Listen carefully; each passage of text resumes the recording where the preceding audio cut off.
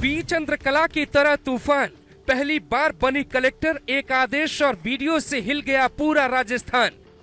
बिहार की बेटी नरेश मीणा का काल बनकर पहुंची राजस्थान। टोक विवाद में हाथों की मेहंदी पर क्यों आई बात? आइए सौम्या झा की पूरी कहानी, जिनके एक आदेश के बाद हिल गए मुख्यमंत्री। नरेश मीणा को ऐसे कानून की जाल में फंसाया। सबसे सटीक विश्वसनीय तरीके से जिम्मेदारी निभाना, निडर हो, आपके लिए सिस्टम से भिड़ जाना, आपके हर मुद्दे को मजबूती से उठाना, खबर को सिर्फ बताना नहीं, उसकी तह तक जाना, समाज के हित में समाज को आईना दिखाना, आपके और सरकार के बीच सेतु बन जाना। कलेक्टर नहीं कि मैं मेहंदी हाथ पैरों की नहीं उतार दूं। नरेश मीणा हटने वाला नहीं है, पीछे मुड़ने वाला नहीं है।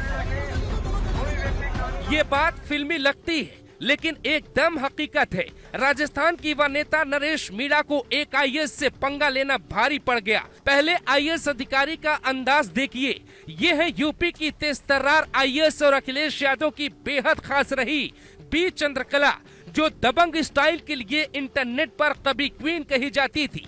दूसरी तरफ सौम्या झा है, उनके हाथों की मेहंदी अभी नहीं उतरी थी। उसके पहले ही सरकार का दबाव होने के बाद भी ऐसा फैसला किया कि पूरा राजस्थान हिल जाता है।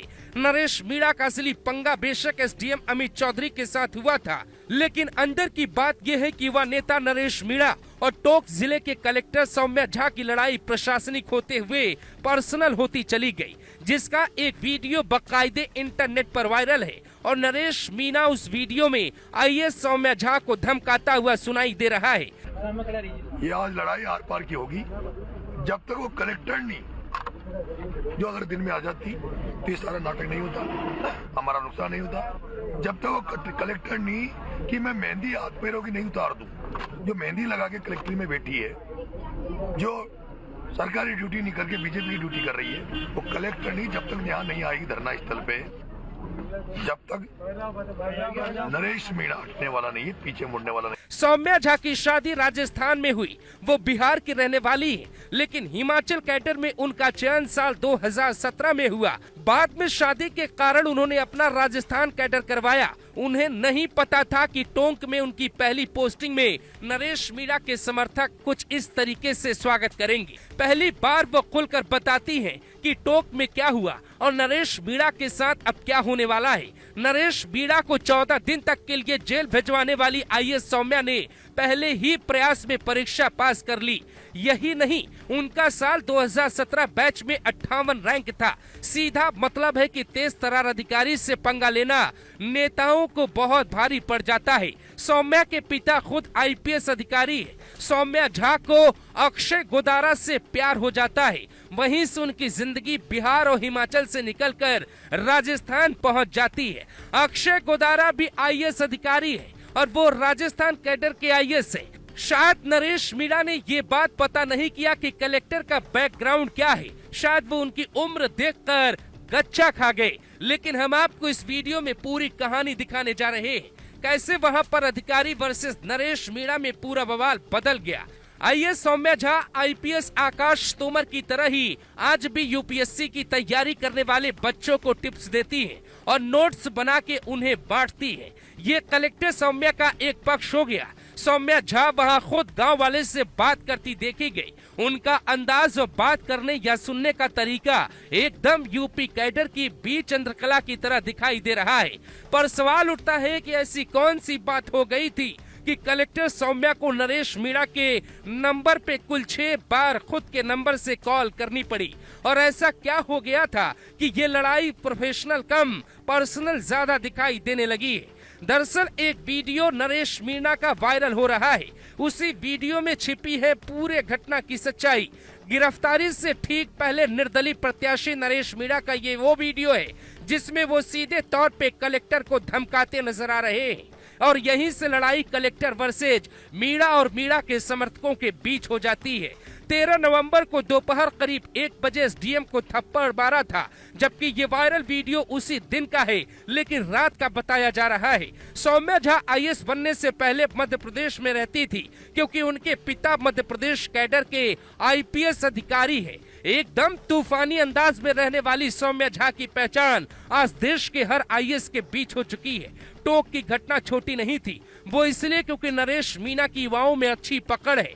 उस पर से ये मामला उच्च जाति वर्सेस जनजाति का हो गया, क्योंकि मीणा समाज राजस्थान में जनजाति समाज में आता है और सौम्या झा बिहार की ब्राह्मण है।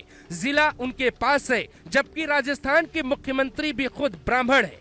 इसीलिए ये पूरी कहानी बड़ी होती चली गई। खुद बीजेपी नेता किरोड़ी लाल मीणा का दावा है कि ये घटना प्रायोजित लगती है। नरेश मीणा का ये वीडियो तेजी से वायरल हो रहा है। कहा जाता है कि बेशक कलेक्टर की पहली पोस्टिंग है, लेकिन उनके पहले फैसले ने ही बता दिया उनका अंदाज किसी नेता के सामने झुकने वाला नहीं है। कई आईएएस अपनी कुर्सी बचाते हैं, लेकिन सौम्या ने ऐसा नहीं किया। नरेश मीणा का आरोप है कि सौम्या झा कलेक्टर की कुर्सी पे बैठ के कानून का गलत प्रयोग कर रही है, जबकि सौम्या झा का कहना है नरेश मीणा अपनी धौंस दिखाना चाहता था, उसे बड़ा नेता बनने का शौक था, इसीलिए उसने कानून तोड़ के एसडीएम को थप्पड़ जड़ दिया था। 12th फिल्म की तरह ही कहानी है कलेक्टर सौम्या झा और उनके पति अक्षय गोदारा की। पति पत्नी दोनों एक एक जिले के कलेक्टर हैं। दोनों की मुलाकात कैसे होती है, दोनों को प्यार होता है और शादी का फैसला करते हैं। नरेश मीणा ने जिस लेडी सिंघम से पंगा लिया, उनका इतिहास जानकर अच्छे रास्ता बदल लेंगे। खूबसूरत आईएएस सौम्या झा की कहानी से ज्यादा रोचक है उनके पति की कहानी। कौन है उनके पति और क्यों कांग्रेस की सरकार में उनका 18 दिनों में 3 बार ट्रांसफर हुआ। एक किस्सा और है जो आपको जानकर हैरानी होगी। भजनलाल शर्मा की बेहद फेवरेट आईएएस अधिकारी है सौम्या झा और उनके पति अक्षय गोदारा पर भी सीएम भजनलाल शर्मा का पूरा आशीर्वाद है। टोक में हुई घटना को समझने के लिए सबसे पहले आपको आईएएस सौम्या झा जो टोक की कलेक्टर हैं और उनके पति जो बूंदी के कलेक्टर हैं, दोनों की कहानी तसल्ली से सुननी चाहिए। सौम्या झा और उनके पति अक्षय गोदारा का सिलेक्शन 1 साल ही हुआ। सौम्या ने एमबीबीएस की पढ़ाई की, उसी दौरान उन्होंने यूपीएससी में बैठने का फैसला किया।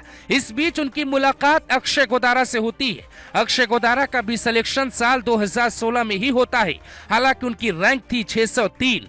अक्षय और सौम्या दोनों का सपना था कलेक्टर बनना, लेकिन रैंक के हिसाब से अक्षय गोदारा को आईपीएस रैंक मिली और वो ट्रेनिंग करने चले गए। पर कहते हैं जुनून है तो हार नहीं होगी। अक्षय गोदारा ने ट्रेनिंग के दौरान ही पढ़ाई जारी रखी। अगले साल परीक्षा दी और इस साल उन्होंने 40वीं रैंक हासिल की। 28 अगस्त 2017 को अक्षय ट्रेनिंग के लिए मसूरी चले जाते हैं। वहाँ 11 मई 2018 तक ट्रेनिंग लेते हैं। उस वक्त कांग्रेस की सरकार थी और अशोक गहलोत सीनियर अधिकारियों पे यकीन करते, जबकि भजनलाल शर्मा को नए आईएएस और नए आईपीएस ही पसंद है। कांग्रेस की सरकार में 3 बार तबादला हुआ और कोई खास पोस्टिंग नहीं हुई। हालांकि जैसे ही भजनलाल शर्मा सीएम बने, वैसे ही अधिकारियों का तबादला होता है। दिलचस्प किस्सा ये है कि जिस वक्त टोक जिले का कलेक्टर सौम्या झा बनी, उसी समय उनके पहले एक्शन से हड़कंप मच जाता है। टोक कलेक्टर के तौर पे कई बूचड़खाने को बंद करने का आदेश वो सुनाती हैं, खुद छापेमारी करती हैं। लेकिन इसके अलग दोनों आईएएस अधिकारियों में प्यार भी बढ़ रहा था। हालांकि जब ट्रेनिंग लेकर आईएएस अक्षय गोदारा राजस्थान सरकार में नौकरी ज्वाइन करने आए, तो उनकी पत्नी आईएएस सौम्या हिमाचल में नौकरी कर रही थी, क्योंकि उनका कैडर हिमाचल था। इसीलिए सौम्या ने कैडर बदला और राजस्थान की न सिर्फ अफसर बिटिया बनी, बल्कि वहाँ की बहू भी बन जाती है, क्योंकि दोनों शादी कर लेते हैं। भजनलाल शर्मा से दोनों आईएएस पति पत्नी के अच्छे रिश्ते हैं। इसीलिए जैसे ही एसडीएम को थप्पड़ मारा, वैसे ही कलेक्टर मैडम के आदेश पर ही तुरंत उन्हें सीएम आवास भेजा गया, जहां उन्होंने सीएम से मुलाकात की। कहा जाता है कि अधिकारी लॉबी बहुत सख्त होती है। नरेश मीणा कहां कमजोर पड़ गए, जरा समझिए। इस वक्त राजस्थान के ज्यादातर जिलों के कलेक्टर नए बैच के अधिकारी हैं। जैसे 2015 बैच की टॉपर टीना डाबी और सौम्या झा के बीच अच्छे रिश्ते, अक्षय गोदारा और टीना डाबी के आईएएस पति के बीच में भी अच्छे रिश्ते, जो 2013 बैच के आईएएस अधिकारी। यही कारण है कि वहां नरेश मीणा की हालत खराब हो गई। भजनलाल सरकार भी अपने अधिकारियों के साथ है। सौम्या का जन्म मध्य प्रदेश में हुआ, पर पिता बिहार के मैथिली ब्राह्मण हैं। हालांकि वो मध्य प्रदेश के कैडर के आईपीएस अधिकारी थे, तो परिवार मध्य प्रदेश में ही रहने लगा। ये प्रेम कहानी फिलहाल चर्चा में है, क्योंकि अक्षय गोदारा की पत्नी और खुद कलेक्टर की मेहंदी मिटाने का जिक्र नरेश मीणा ने किया है। यही वो बात है जिसके बाद राजस्थान का आईएएस संघ सौम्या और एसडीएम अमित चौधरी की लड़ाई में कूद गया। अगर ये कहानी आपको पसंद आई तो दोस्तों आप ये भी बताइए आप किस अधिकारी की कहानी सुनना चाहेंगे।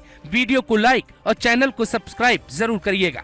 इस खबर में फिलहाल इतना ही, लेकिन आपको एक खबर अच्छी लगी तो इस खबर को लाइक कीजिए और चैनल को फ्री में सब्सक्राइब करना बिल्कुल मत भूलिए।